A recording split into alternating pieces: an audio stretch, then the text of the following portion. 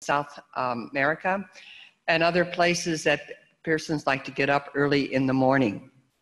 So this is our campaign, Sowing Hope for the Planet.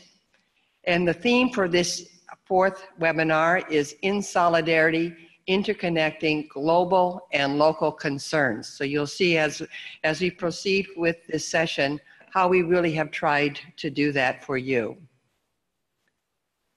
So Sowing Hope for the Planet is a project in which every sister whose congregation is a member of UISG and their connections are provided with an opportunity to make a difference in our care of the planet. Now, this is a 2-year campaign, and as we go through the presentations for this afternoon, or whatever time zone you are in, just think about, what one thing can I do? There'll be many things, so don't be overwhelmed, but just be thinking about what it is that I can do.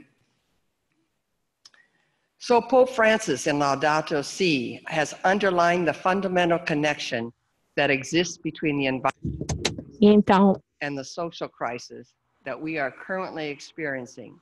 And he asks for that personal and community ecological conversion. Again, reminding us, as you can see in the photos, everything is interconnected as we hear the cry of the earth and the cry of the poor.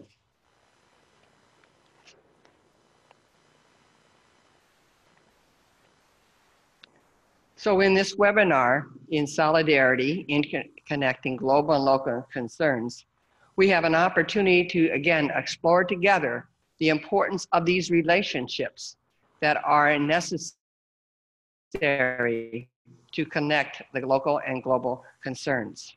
And in that process, more and more deepening ourselves and our communities in ecological conversion.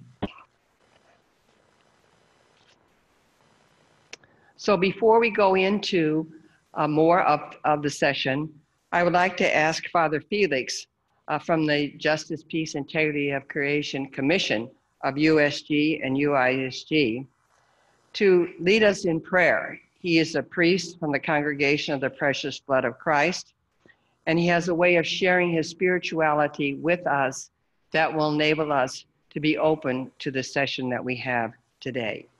Father Felix. Good afternoon, good morning, everybody. Our faith make a difference in our work of working for justice, for peace and integrity of creation.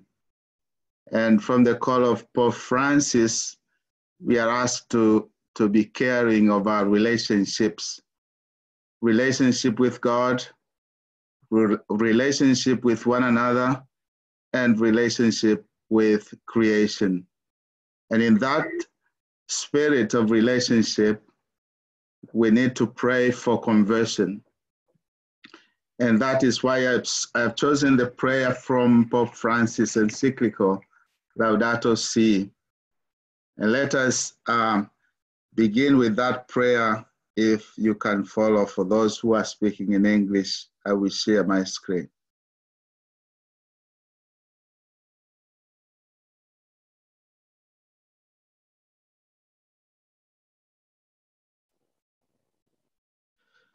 So now let us begin in the name of the Father, and of the Son, and of the Holy Spirit. All-powerful God, you are present in the whole of the universe. And in the smallest of your creatures, you embrace with your tenderness all that exists. Pour out upon us the power of your love, that we may protect life and beauty. Fill us with your peace, that we may live as brothers and sisters, harming no one. God of the poor, help us to rescue the abandoned, the forgotten of this earth, so precious in your eyes.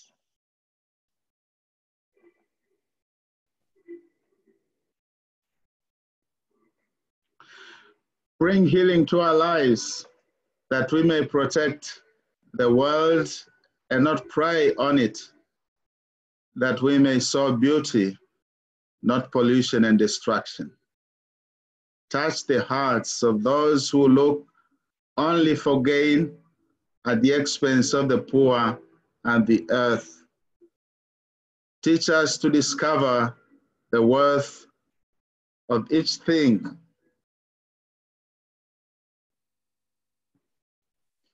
to be filled with awe and contemplation, to recognize that we are profoundly united with every creature as we journey towards your infinite light. We thank you for being with us each day.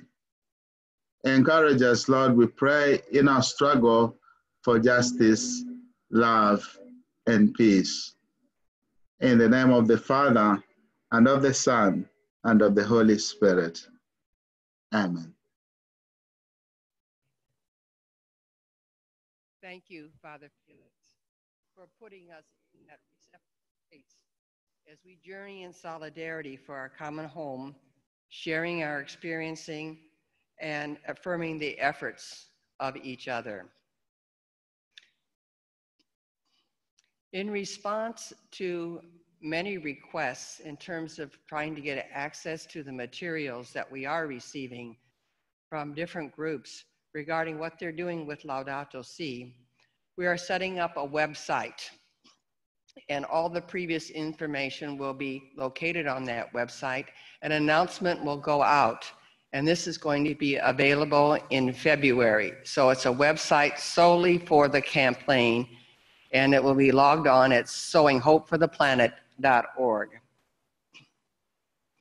Also, to be aware that in the next bulletin of UISG, an article is being written about the campaign, and it's entitled, Sowing Hope for the Planet, Everything is Interconnected, and it is a response to the call of Pope Francis in Laudato Si, in which we are urged to heed and respond to his call for an ecological conversion.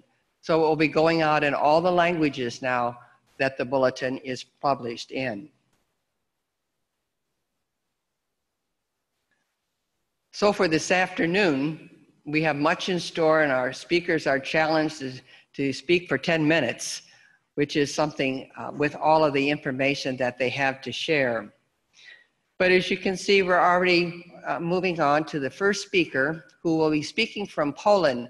And we'll be looking at how Laudato Si affected what happened at COP24, how it continues to work with the movement, with the global Catholic climate movement, and how the indigenous people are now having their voice raised through the Amazonian Synod that's taking place. And we're going to have a sense of the spirituality of these people. And in the end, there's going to be a sharing of best practices. You know, how can we put this together as a congregation in an effort to really live out and make alive Laudato Si in a way that we are understanding how everything is interconnected. And in the end, then there's an opportunity for you to have questions and comments, kind of an open forum for an exchange of, you know, what is going to take place as we move forward with this campaign. So now I would like to turn to the first speaker, Mateusz Petrowski from Poland. And he is the program director for the Global Catholic Climate Movement. And he's going to address for us the topic, COP24 and beyond. And he was responsible for coordinating the events leading up to COP and also throughout the whole COP experience. And he has continued now to move forward with educational efforts in Poland to really help that country come to meet their carbon reduction targets. And before coming to the GCCM, Mateusz was engaged in a number of areas connected to social justice campaigning, including workers' rights, university reform, and food sovereignty. So with this, Mateusz, please.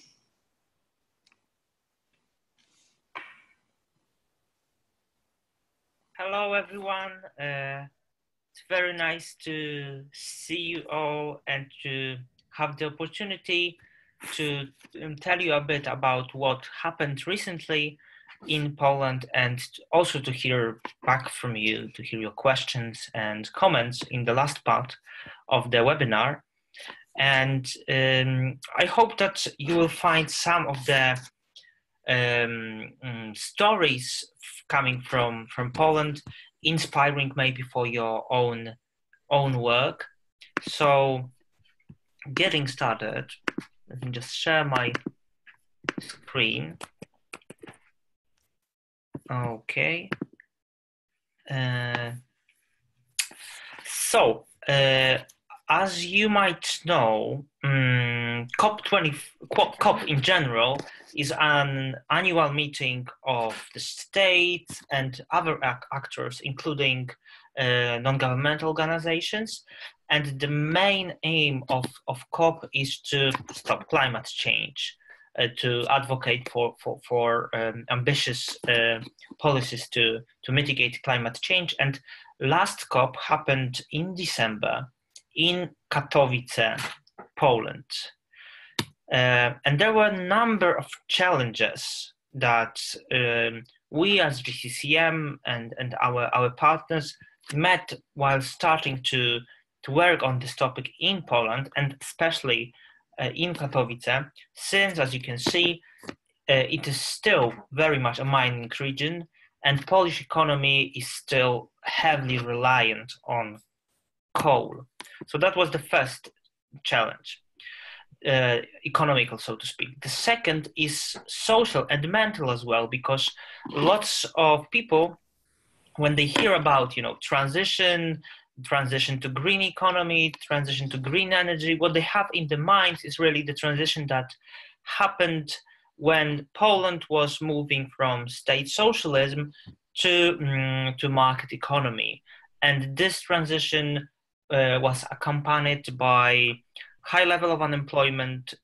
So people, especially from the working class, have those memories. And this is, again, a challenge we need to address while thinking and talking about just transition.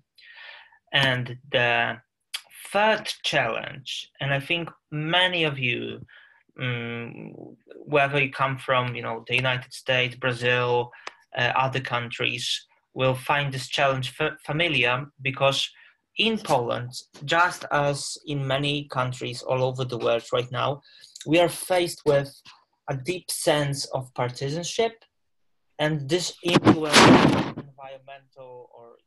environmental work very much, because it is being perceived as a part of this ideological struggle, really, between left and right. And the church as well, and Catholics also, a lot of them perceived it as a part of an ideological agenda connected supposedly with radical left. So these were the challenges we've met. And here are some examples of how we tried to respond to those challenges ahead of the COP.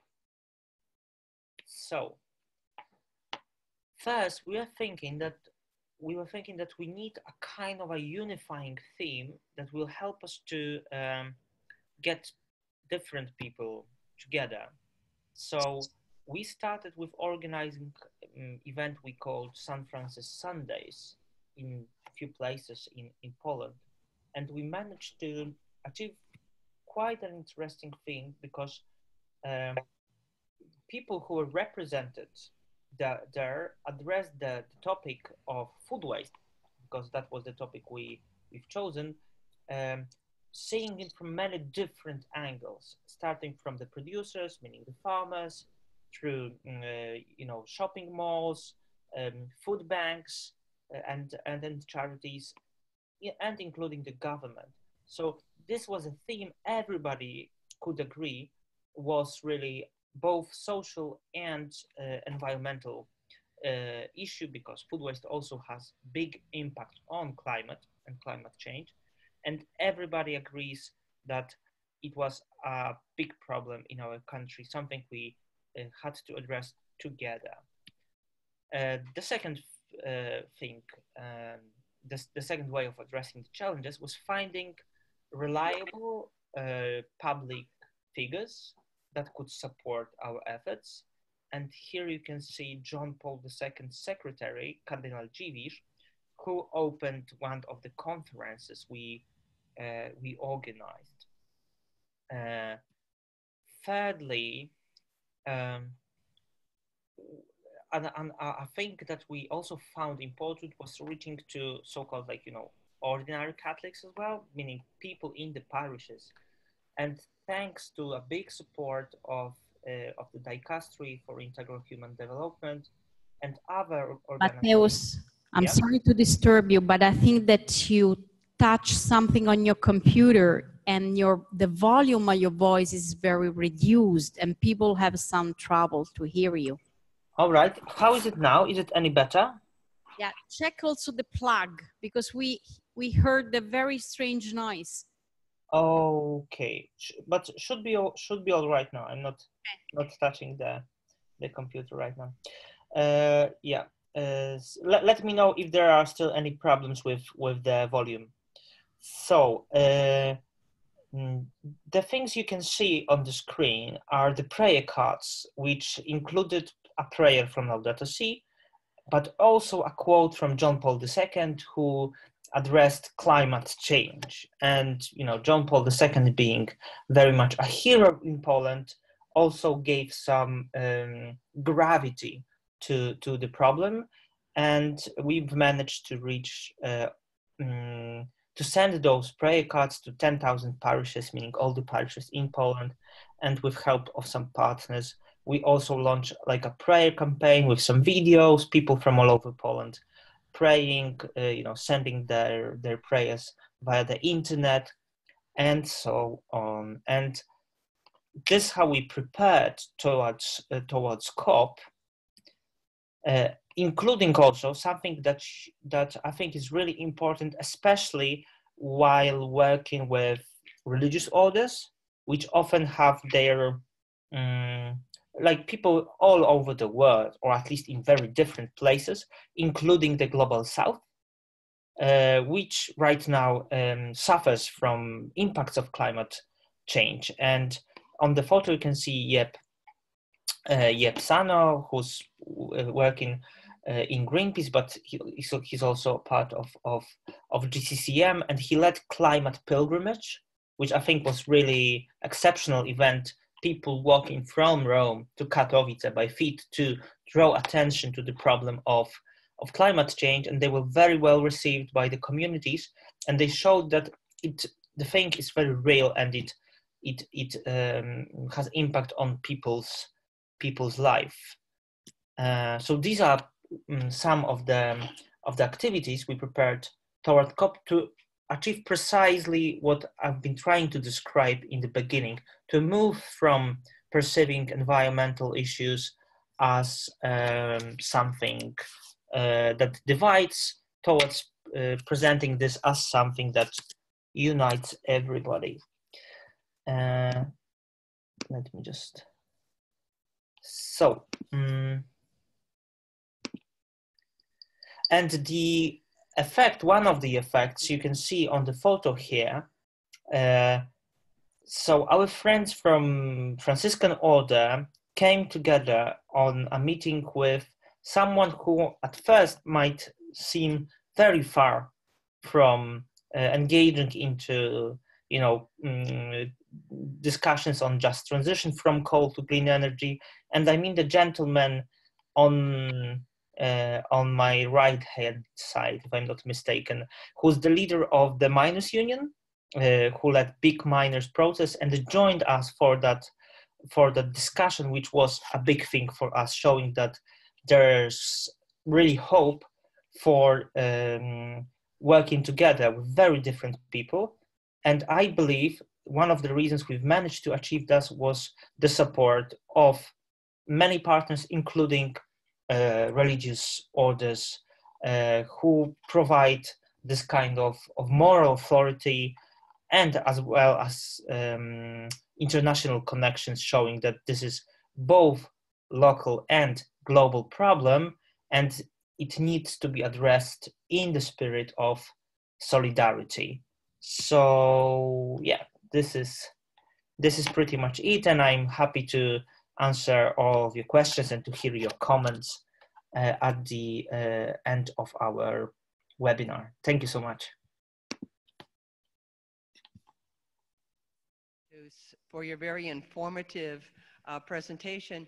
And you can see how he was so critical in helping us really get involved with COP24.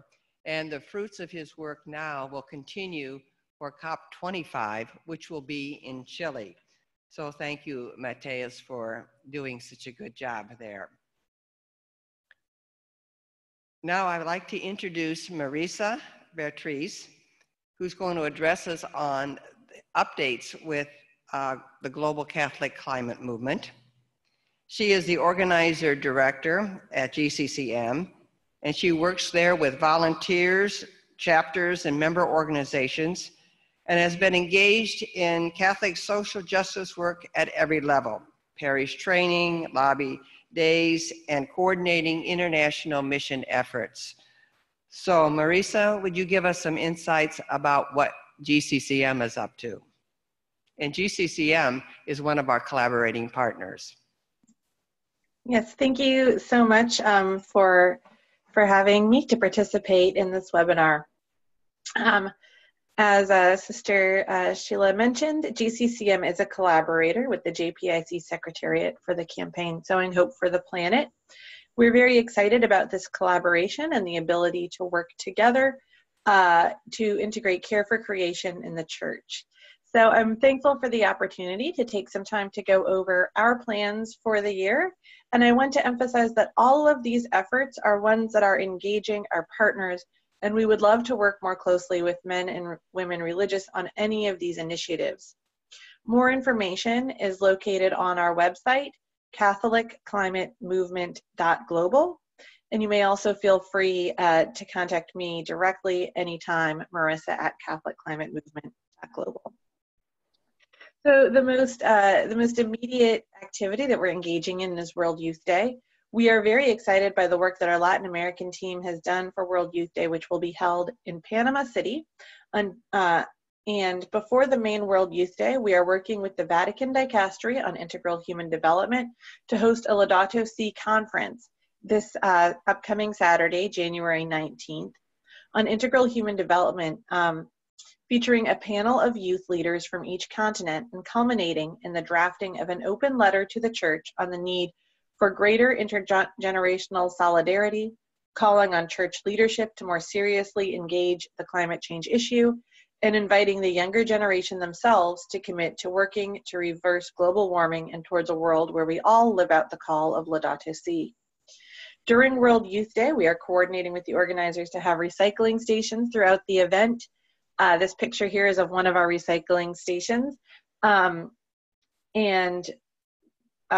have volunteers promoting them and have worked on resources on how to green one's pilgrimage.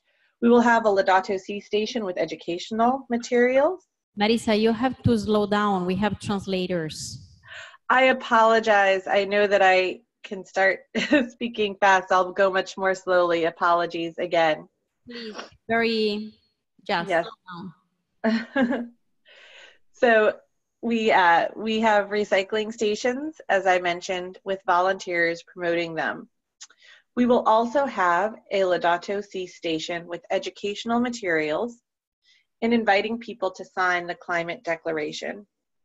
We're also holding a presentation from the main stage, engaging people on Laudato Si and asking volunteers and presenters to sign up, using our presenters to engage the audience in signing up for Global Catholic Climate Movement's Young Adults Working Group. We are using the World Youth Day as an opportunity to launch our Youth or Young Adults Working Group, explicitly exploring ways to engage youth and young adults. If any of you here work with high schools, colleges, other young adult ministry, or are young adults yourself and would be interested in this new campaign, please reach out to me, Marisa Vertrees, at CatholicClimateMovement.global, where we can give you information about the working group.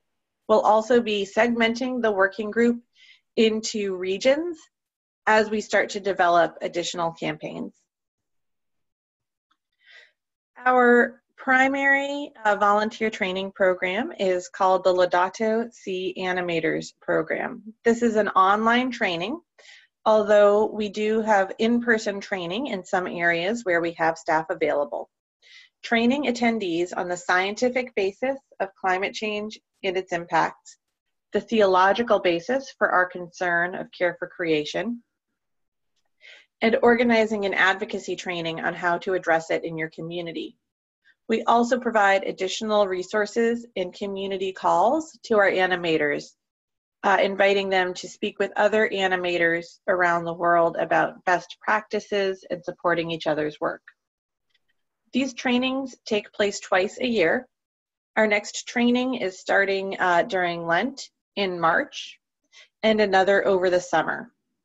If you're interested, the site is here at CatholicClimateMovement.global, and we will have applications up soon by the end of the month. We have also done specific trainings for our larger partners or some religious orders, either in person or online. So if that would be of interest, we're happy to help collaborate on such a training.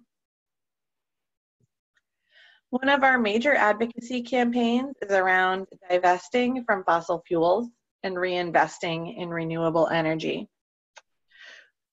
We are going to continue to work on the divestment project at Global Catholic Climate Movement, encouraging institutions to divest from climate change and reinvest in renewable energy. We will be hosting a divestment conference in DC in March, and holding a major divestment announcement in May on the occasion of the Global Divest Invest Summit in Cape Town, South Africa, and another one in October, coinciding with the Synod of the Amazon.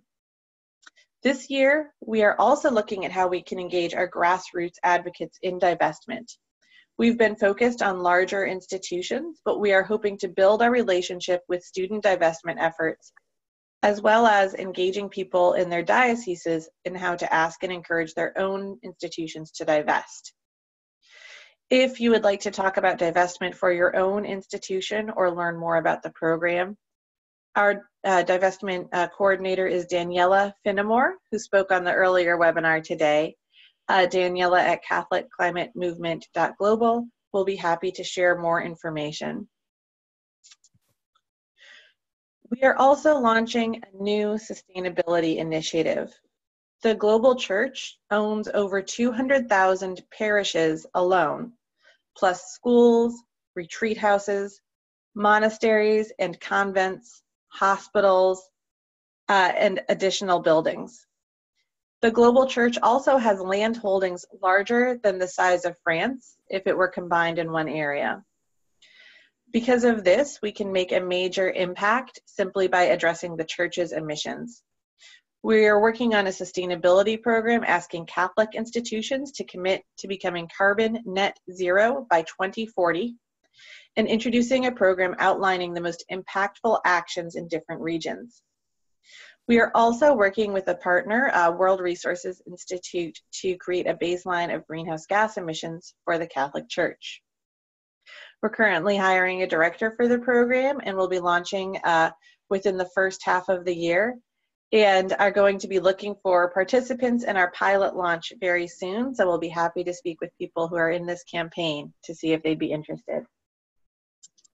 We will be planning major events around the Synod of the Amazon. This year, the Vatican is hosting a synod in October. It will focus on the many issues in the Amazon, a great treasure trove of biodiversity, home to many indigenous peoples, and absolutely essential in combating climate change. Based on the foundational documents, this synod will also use the example of the Amazon to expand on issues of rainforests, biomes, biodiversity, indigenous rights, and climate change throughout the world. We are currently supporting the synod process, going through a discernment process with our network on how we can best engage around the synod. and we'll engage our network on the ground in Latin America. We are also looking to include the focus on the Amazon in all of our work over this year, addressing how those of us outside of the region are also impacting what is happening within the Amazon, and our own responsibility for institutions in the global north on harming tropical regions around the world.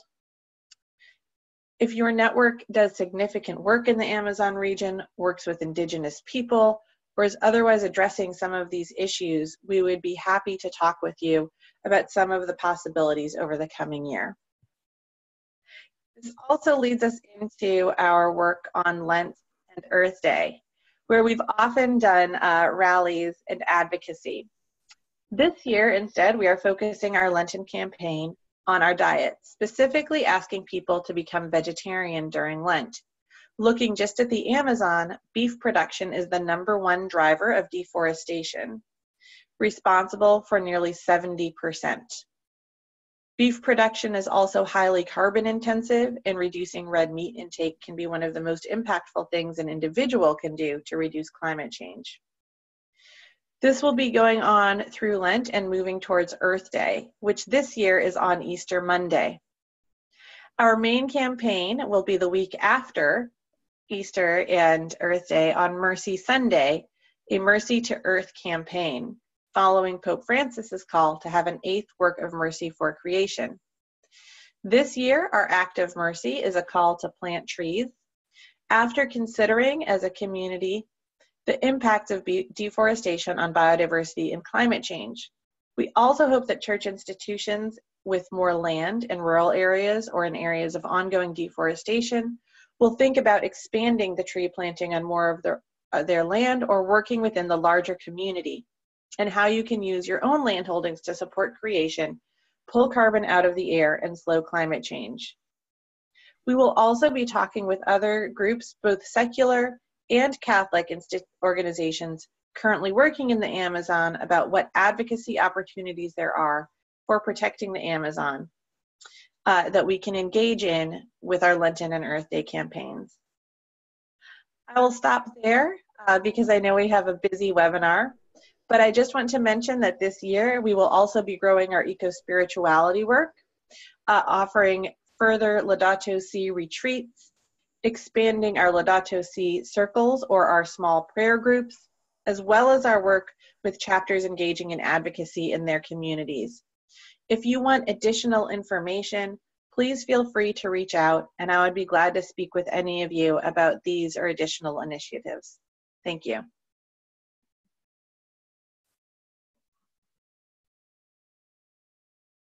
That are happening with the Global Catholic Climate Movement, and we will connect those resources on the website and also connect those links to the GCCM website as well, so people can be involved in whatever way they would like to be. So Melissa has been really helping to create new programs, as develop those programs that are already in place to really meet the needs of the times. Thank you, Marissa. Our next speaker, since we have mentioned the Amazon a couple of times, is Sister Laura Vincula. She's of the Congregation of the Franciscan Catechist Sisters. She is an anthropologist and a coordinator of the Indian Missionary Conference of Bishops in Brazil. And she works with several indigenous peoples. So we're fortunate to have her share with us indigenous spirituality and the process of the Synod Amazonia, New Paths for the Church and for an Integral Ecology. Please, Sister Laura is joining us from Panama City, so she's taking a break from the youth there. Sister, please.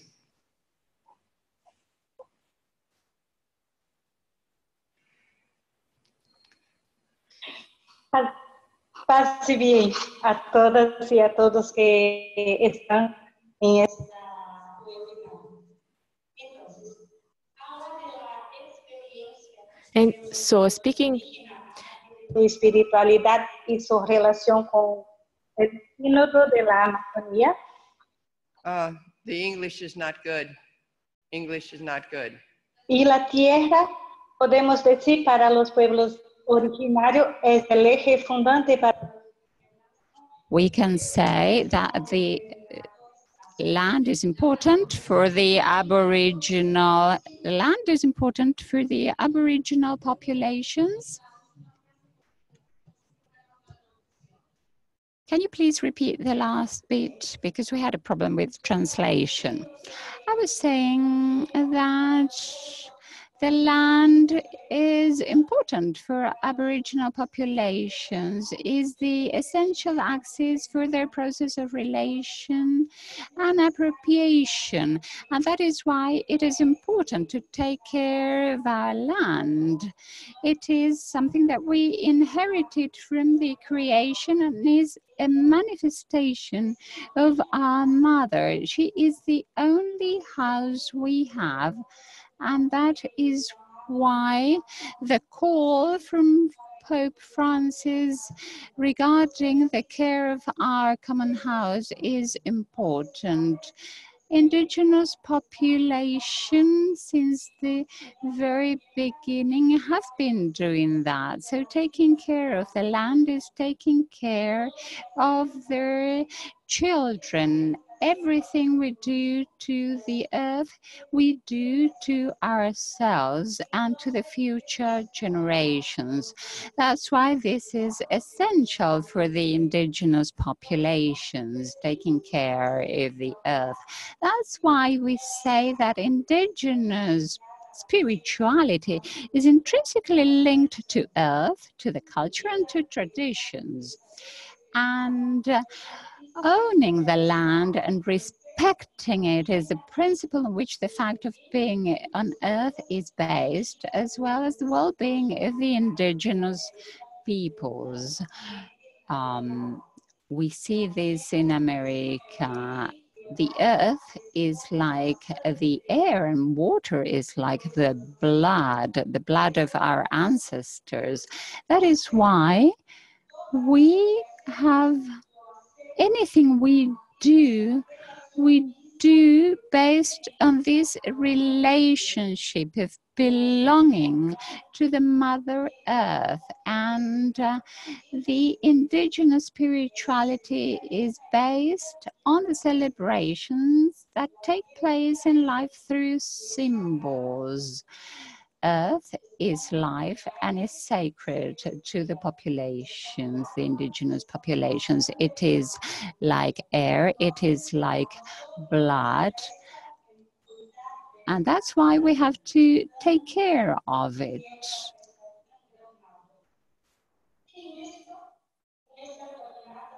In this path, we see that the threat to the earth is a threat to the children of the earth. That's why what the indigenous population have lost due to epidemics and massacres has caused the devastation of the people who have been eradicated in name of development. Many people have lost their language, their dances, their traditional dances, but they have not lost the courage to fight, to preserve their culture and their identity. And this is what we try to do. We try to give them new life. We try to rescue their culture, their identity. We try to strengthen their spirituality so as to ensure that they have their lands, the land of their ancestors. But we also bring our concerns, the concern about the invasion that we see that causes deforestation. And we see many types of invasion that represent a threat to the local populations. Many people have lost their land because of the presence of invaders, and we work in this respect. as well, together with the church and us church in the Amazonian region, because we want the indigenous population to be protagonist of their history and to fight in order to defend their land.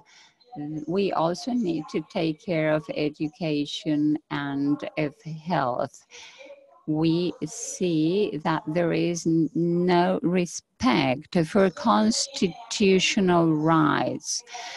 The indigenous population are worried and they want to guarantee that they have the right to their own land, because many of them were displaced.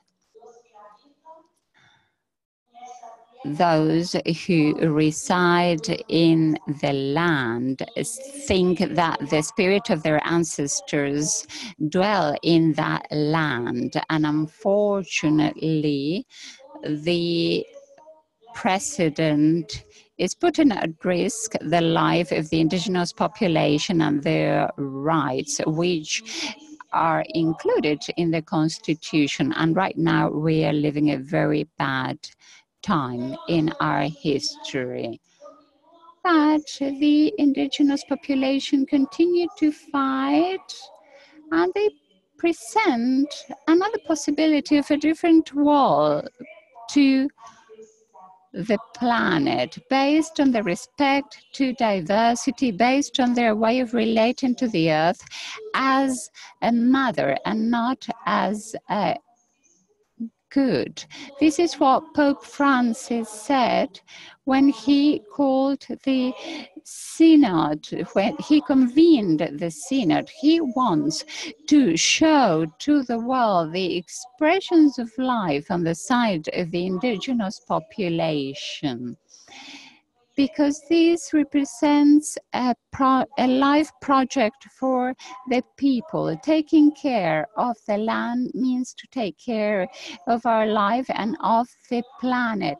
That's why we state that the indigenous culture of the indigenous population is true, and what we know about our culture now was transmitted by our ancestors, and we want to keep believing in the shamans, and we want to believe in the protection of the spirits that will help us resist and preserve our culture and our spirituality.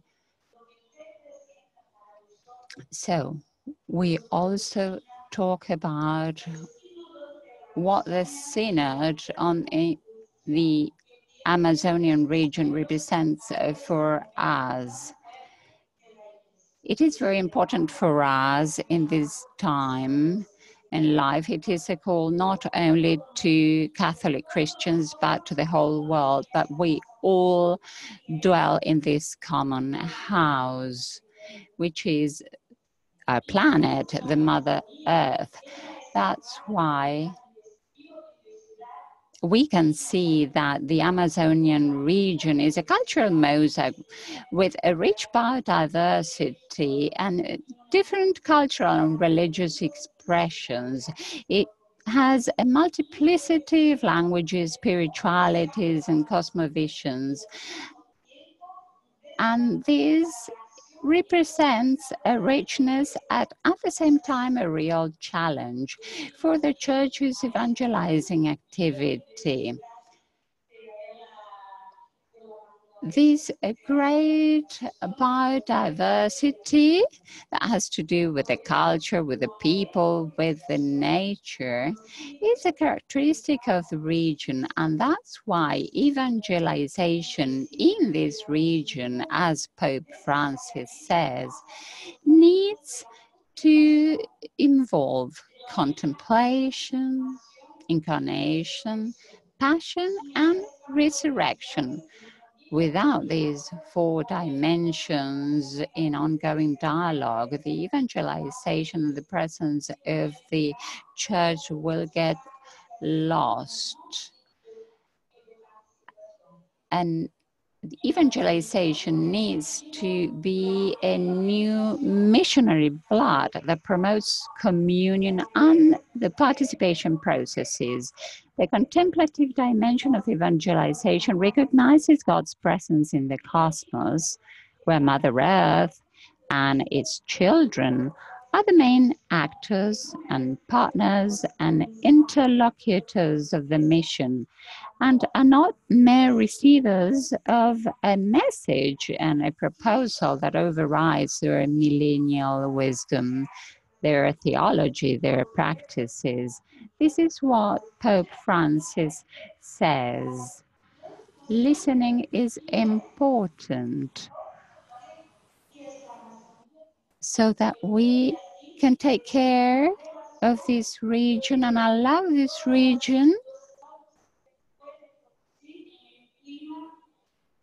and avoid climate changes and deforestation. The second dimension is what we call the incarnation, and is a consequence of the contemplative gaze and action. The Creator Spirit is present in every culture, and the word seeds grow in the Amazonian peoples as a manifestation of God's kingdom in these people and in history. Without the mediation of incarnation and enculturation, the evangelizing activity would be reduced to mere formalities and ritual precepts. And this is what the Pope says when he says that we have to listen to the peoples, we have to listen to their richness, and we have to learn with them from their traditions, their experience. This is what Pope Francis said in January of last year when he visited Puerto Maldonado in Peru and saw some indigenous population. The passion dimension leads us to encounter the lost in society who are rendered invisible by an exclusive system. Laura, excuse me, I think that you have run out of time. I'm very sorry.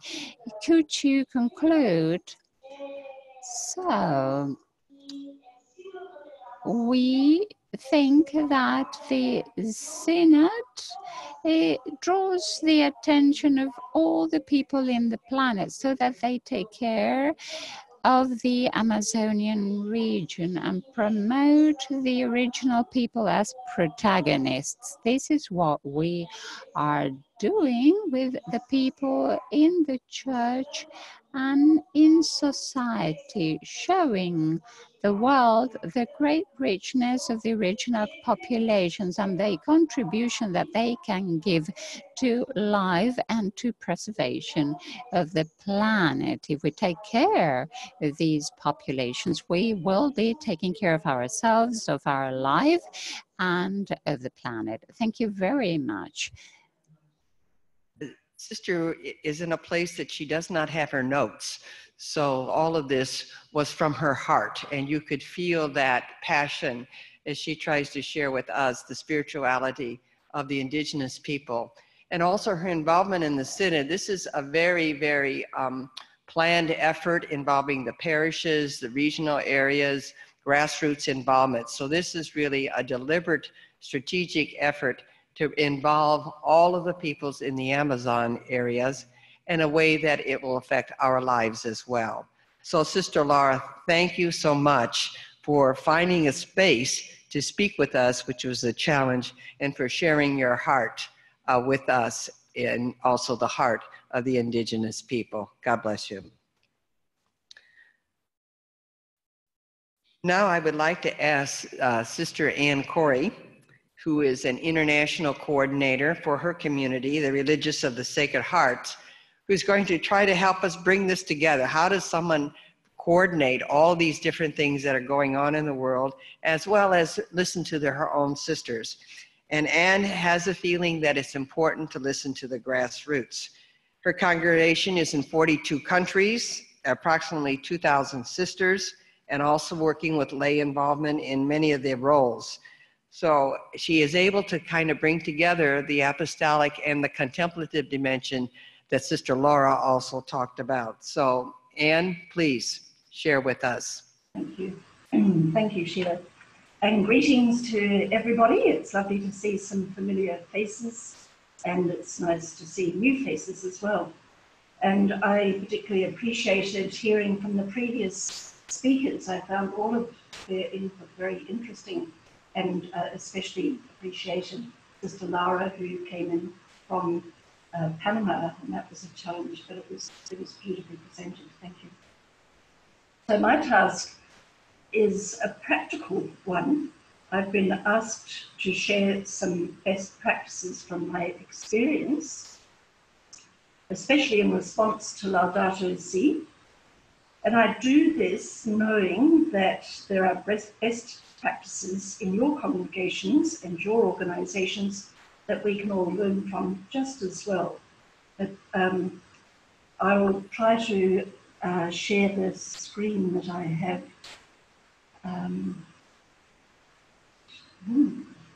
That's it. So when the first thing I would want to say about the best practices was really the support that I received from our leadership in the congregation. In fact, when Laudato Si was first published in 2015, I was asked by the person who has since become our Superior General, what can we do to encourage reflection on this extraordinary document? So I will show you on the screen just 2 or 3 of the study guides that we used, and also just to the right of the image is where these are available if you wish to follow them up. So that was the Inter-Franciscan Commission for Justice, Peace and the Integrity of Creation. And this is a curriculum based on Laudato Si that's very useful in high schools or secondary education. And again, there's the reference that might be of interest for those of you who are involved in secondary education and high schools. And a third one is aimed really at elementary educational primary schools, and it's been written by our friend and colleague Anne McCabe, who's a Marist sister here in Rome. And that is available. I've put a contact address there. I'm not exactly sure where it's available from, but they will alert you. The other, and saying that, of course, I acknowledge our other organisations, such as the Global Catholic Climate Movement and all the initiatives that they have been inviting us to be involved in. So certainly we've been, I would acknowledge that too. But still talking about the support of leadership, it wasn't just in the council leadership, but when Laudato Si came out, it included for us financial leadership.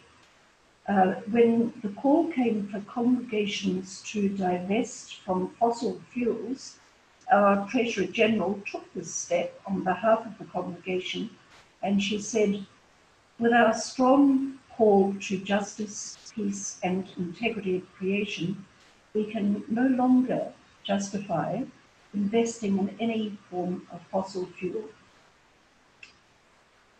From the point of view of my own congregational animation of justice and peace and Laudato Si, when Laudato Si came out, I went straight to our congregational documents, such as our constitutions, general chapter statements, the letters of our foundress, St. Madeleine Sophie Barrow, and other luminous women in our history to try to make the links between Laudato Si and our own charism and mission.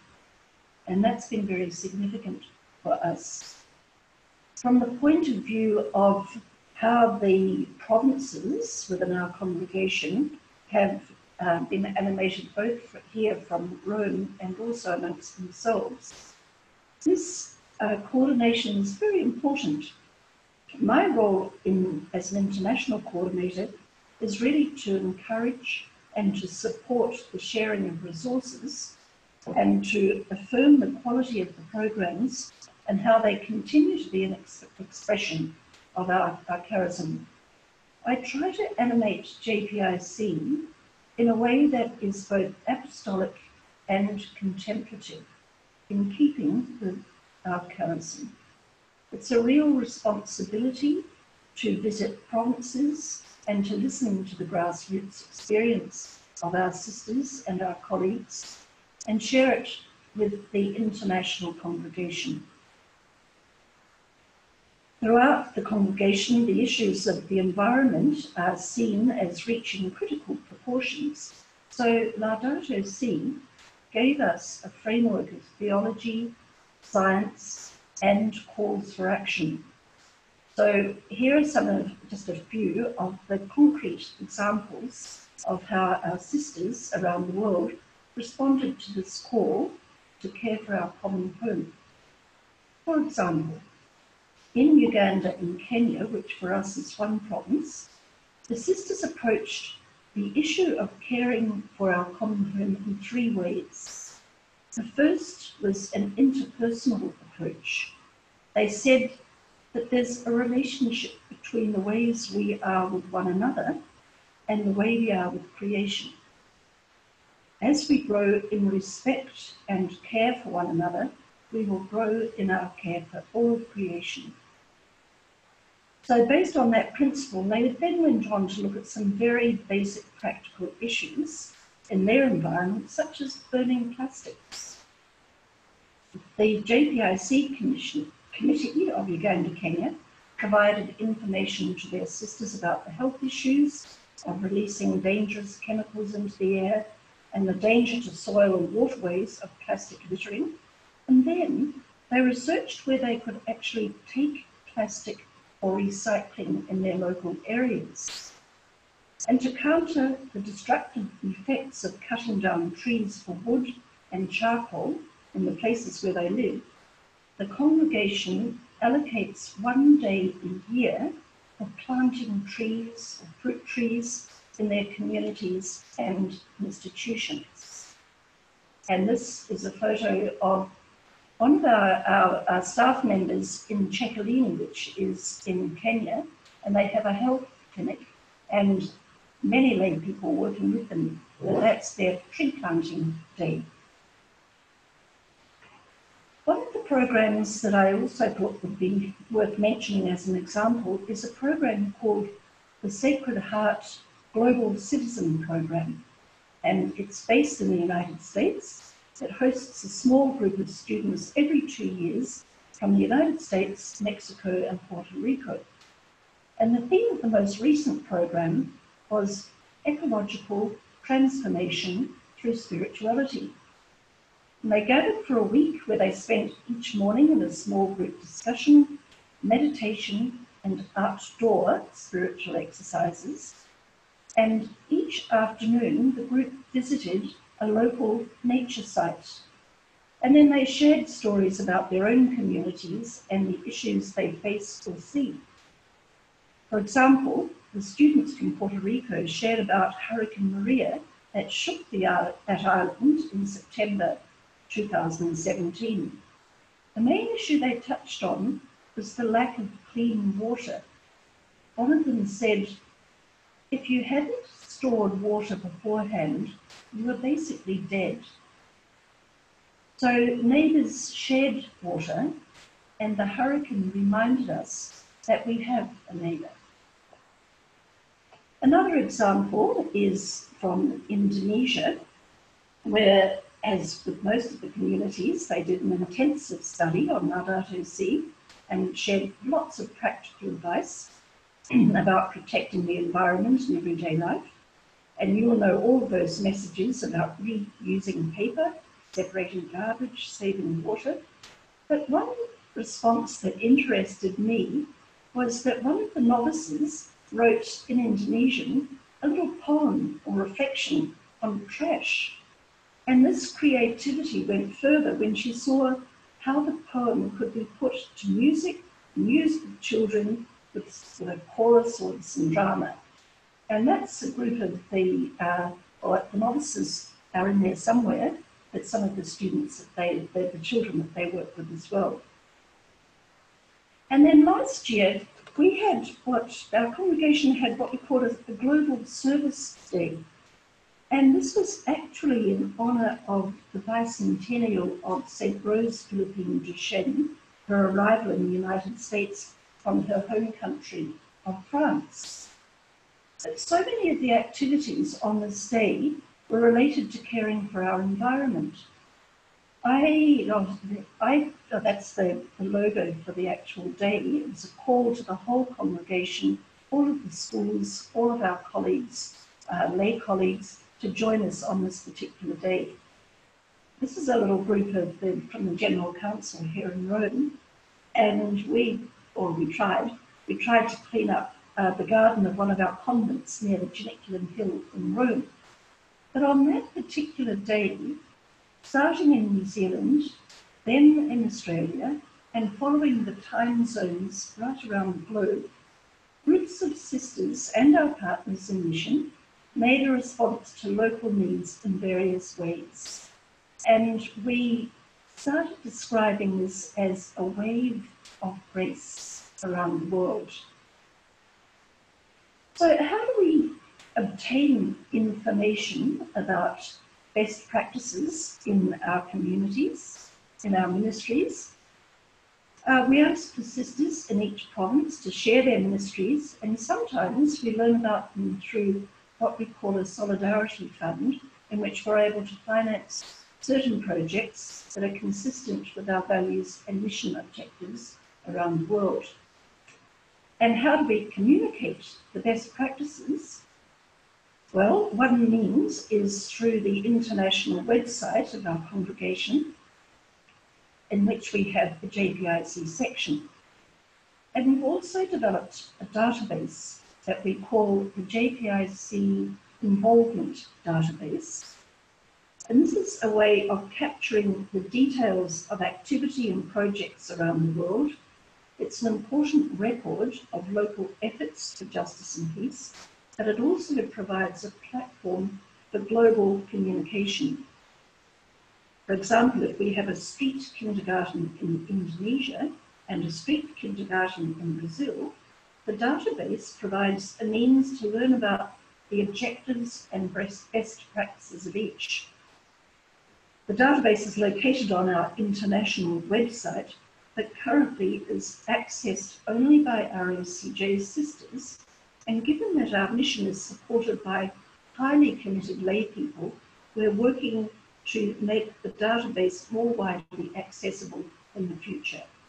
There's great value in sharing our stories internationally, and we do that through various forms of communication, some of them printed and some of them electronic. Another thing that I would like to share with you is that our congregation had an international JPIC meeting last year, and took place in the Philippines. And the location of the Philippines was actually very important, because as soon as Laudato Si was published, the Catholic bishops of the Philippines immediately backed up its messages, the messages of the encyclical about ecology, stewardship, and concern for the poor. For us, this was an example of local and global interaction, and it provided the opportunity to share best practices face to face. And here's the very cheery group that gathered in the Philippines. Most of them are RSCJ sisters, a few lay colleagues, some of them translators who played a very vital role for us, translating into English, French, and Spanish. And a few, well, we've got a couple of our Mother House secretarial staff. You'll notice at the back, on the very end, is Stefan, who is from our secretariat in the Mother House, and he was there to help with secretarial backup that we needed, and is a much appreciated lay member of our staff. But as part of the facilitated process of this meeting, we gradually identified 6 emerging themes for JPIC in the congregation, and we worked on action plans for these.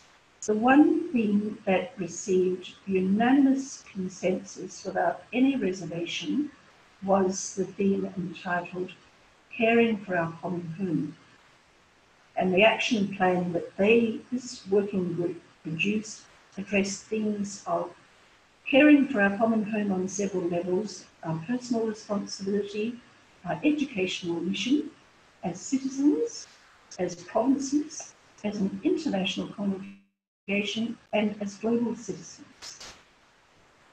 Just before I finish, I can't do so without mentioning the connections here within Rome. One of the most helpful things to me in my role as JPIC coordinator and to the congregation as a whole is the connection that I had to other congregations here in Rome, and some of you are represented, I can see, on the webinar.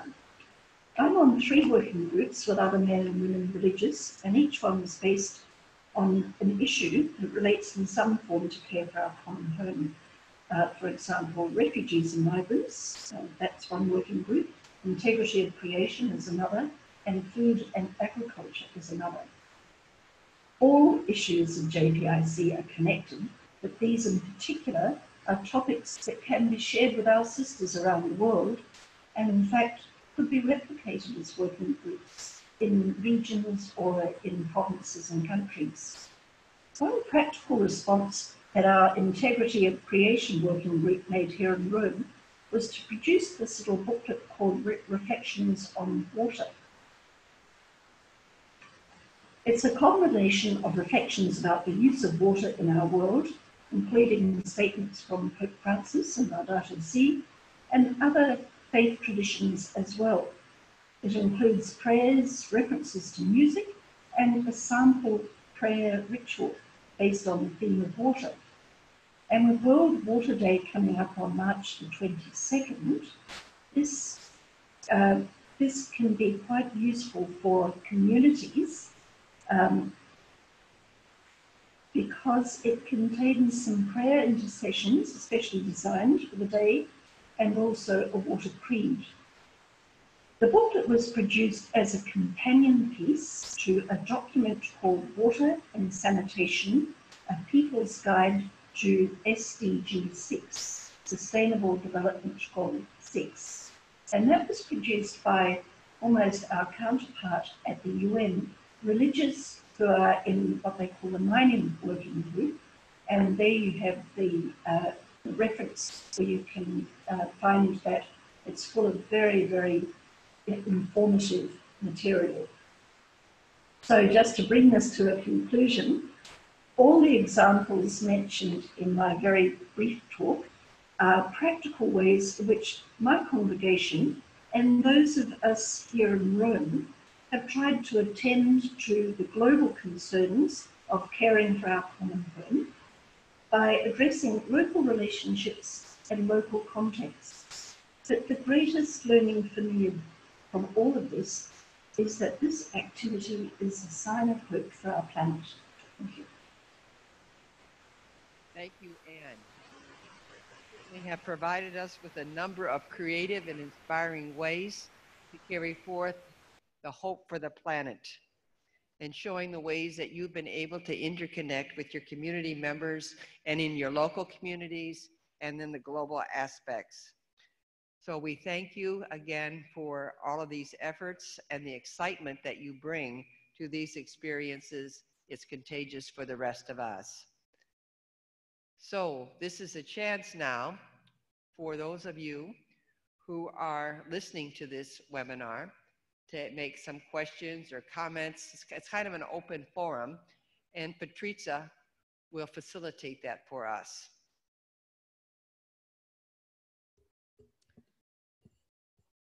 English. I just repeat that you can write your comments and questions in the chat space, but also raise your hand and ask the floor so we can share and know each other. At the moment, I have a comment in the Spanish room that I will read it in Spanish. Me parece muy I think the material that has been prepared and written is very interesting. I think that this comment refers to what Sister Anne has said. The material regarding the retreats and the exercises is extremely important and interesting. Could we have access to it? Thank you, Sister. I don't know if in the English group there is someone who would like to talk. You can raise your hand physically, but there is also a button that helps me to see you if you want to say something or write your comments here, and then we leave the final word to Sister Sheila. Yes, I think we have Francis. Francis, you have the floor. Thank you.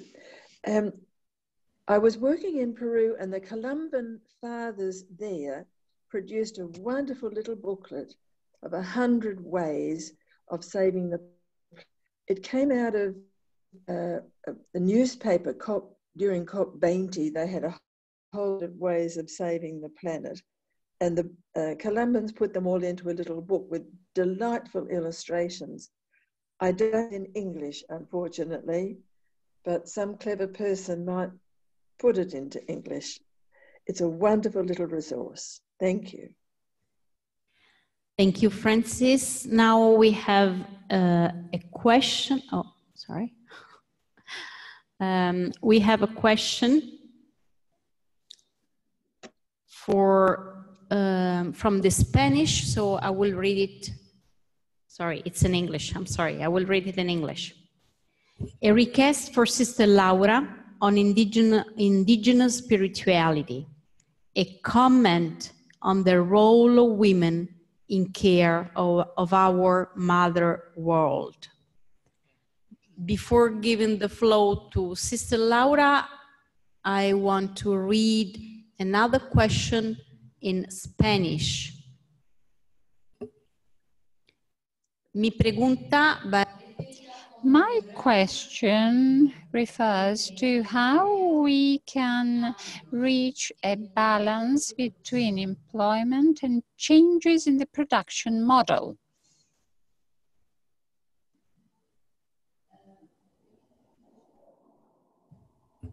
Sister Laura, Sheila, and then you conclude yes. with the other questions. Yes. Is okay yes. for you? Yes.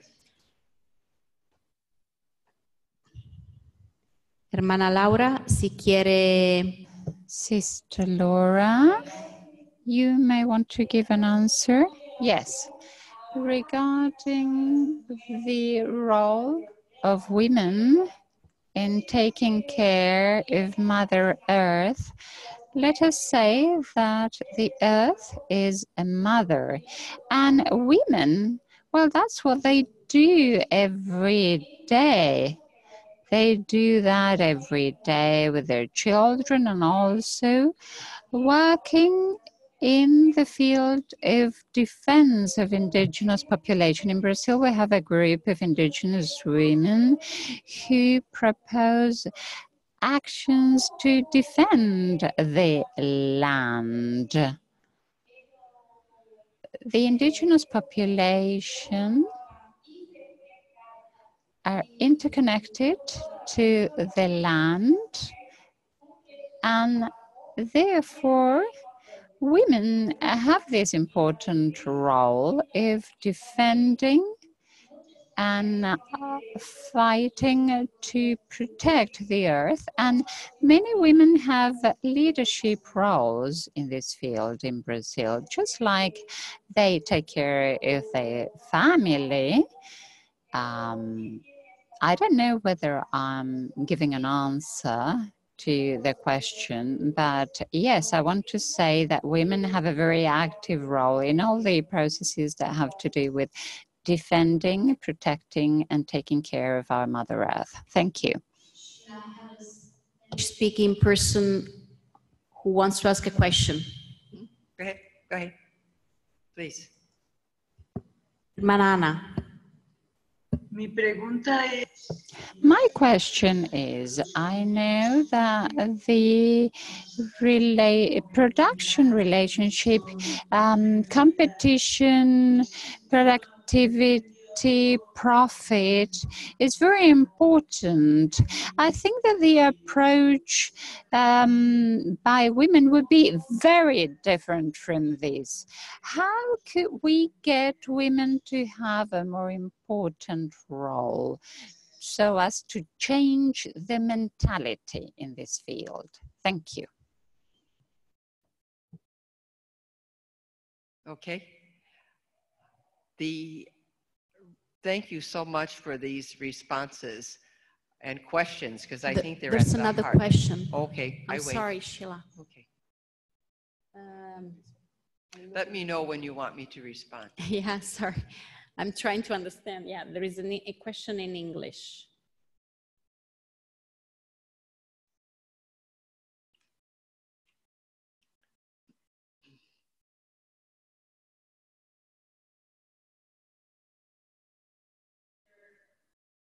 Sister Ba, you have the floor. Oh, okay. Are you hearing me? Yes. Yeah, okay. Thank you so much. It is my first participation to the webinar. I am in Montreal and I am not a sister. I am working for the community of the Sisters of Notre Dame in Montreal. I am the justice coordinator. My question is about the divestment. It is a very sensitive question and very complex question. So, because it is like for communities to secure fundings and to secure the future, and sometimes we can feel nervous when talking about the issue of divestment. How can we help sisters? And I'm sorry, I'm talking of as a layperson working for religious communities. How can we help better understand the issue of divestment and help work to divest progressively? Another comment I have is we here in North America, specifically United States and Montreal, Canada, we would love to participate to the webinar in French, and it is in the middle of the night. And many sisters of our community, I see Sister Sheila, I see you. So it is for you. Many of our sisters would love to participate to this webinar, but it is at 2 a.m. in the middle of the night in French. And we are so sorry not being able to participate. And for the next webinar, if it is possible to have an hour in French, that is much more convenient for French speakers in America, we would greatly appreciate it. Thank you so much.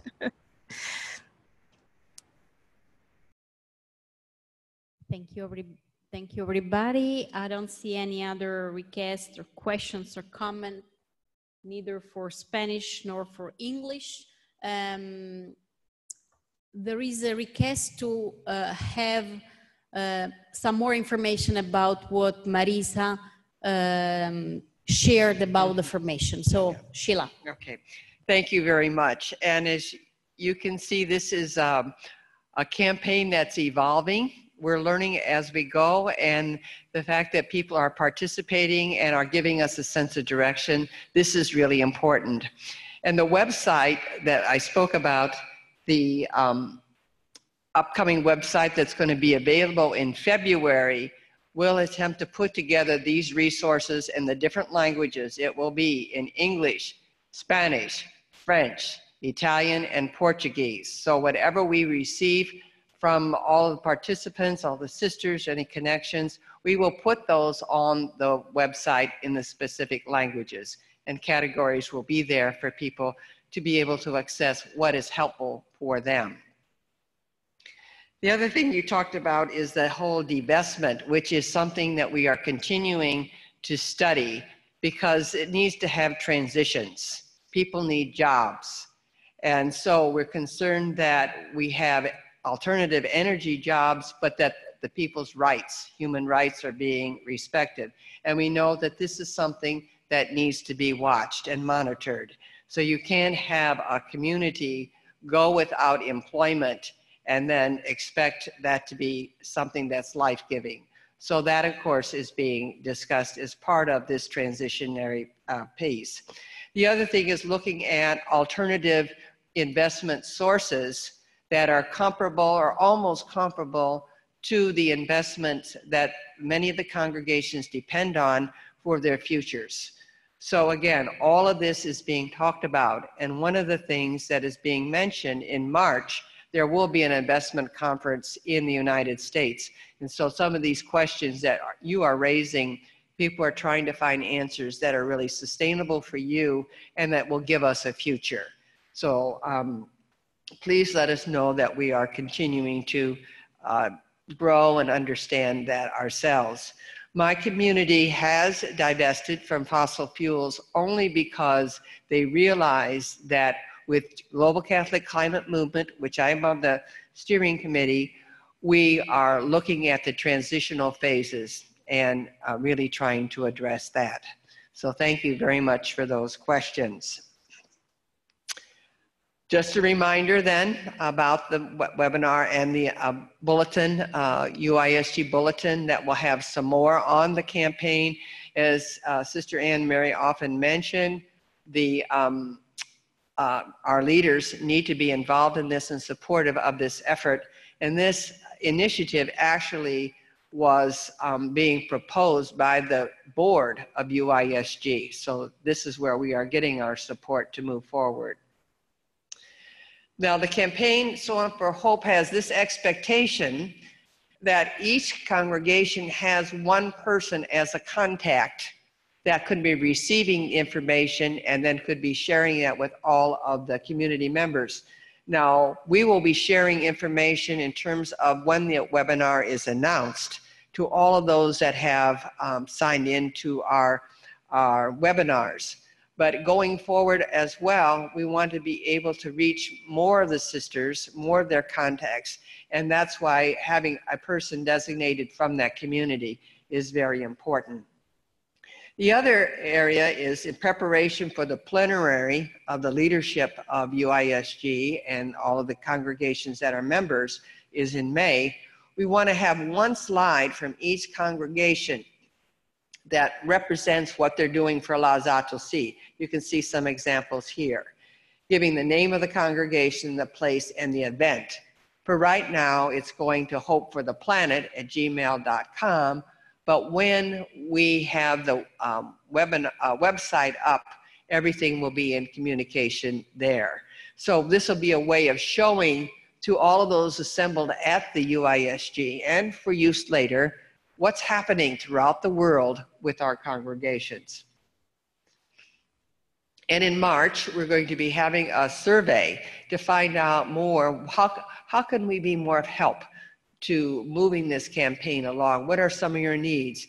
As the one person from Canada said, you know, we had French this morning, but it was at 8 o'clock, which would have been 2 o'clock for them there.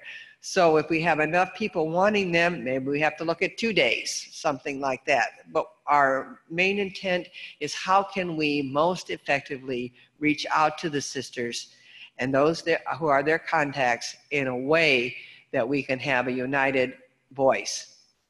And the survey that we will be sending out will be closed on April 25th. The next webinar will be April 11th. The theme will be growing seeds of hope. This will be the last webinar before the meeting in May, and then we can begin to plan what needs to happen in terms of the plenary. So we may have to see what are the time spans that we need for April 11th. Earth Day is the next big event that we're trying to focus energy on. It was a special event that the UISG board said, let's think about that. So that campaign is important.